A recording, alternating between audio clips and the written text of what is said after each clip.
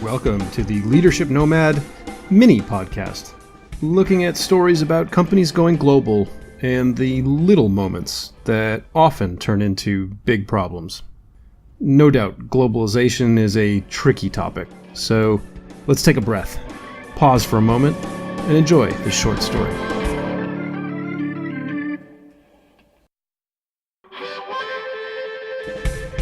Jason Chen wanted to be a stock picker. Born and raised in Hong Kong, he loved learning about how businesses operate. And the U.S. asset management company who hired him out of graduate school thought he was the perfect person to cover Chinese companies. His job was to find the next big thing coming out of Asia. And that's what he did. Sort of. There was one problem. Jason was quiet.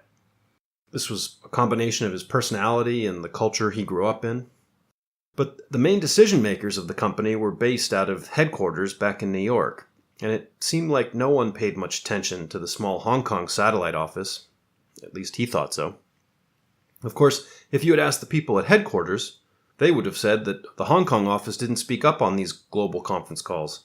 They never defended their stock choices. If stock pickers aren't comfortable battling out their ideas, then their ideas simply aren't good enough. One day, Jason noticed a privately owned company based in China making some smart moves, and they were growing quickly. He liked what he saw, so he made a note, sent it off to headquarters. 2 years later, during a global team call, the head of investments asked for anyone to speak up if they had any new ideas that the firm should be looking at. Jason had an idea. His little company from China was about to go public, but he hesitated.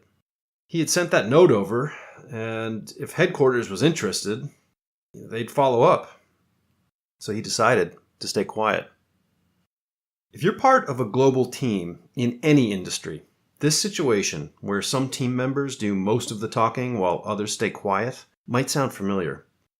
Often, this could be cultural.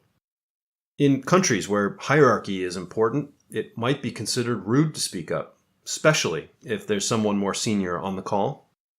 If this difference in communication style isn't addressed, it can cause very big problems.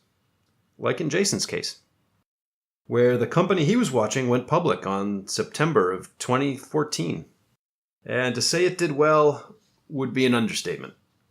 Less than 4 years later, that company was valued at over $500 billion. Making it one of the top 10 most valuable companies in the world. Not so much for Jason and his team, though. Had he spoken up on that call, his asset management company might have made somewhere between $75 and $150 million. But he didn't. And the treasure of the Alibaba Group's IPO remained forever hidden from Jason and his team. Working on remote global teams is tricky, but there are ways to overcome these challenges by understanding individual and cultural differences and, most importantly, taking action to overcome them. How do you do it?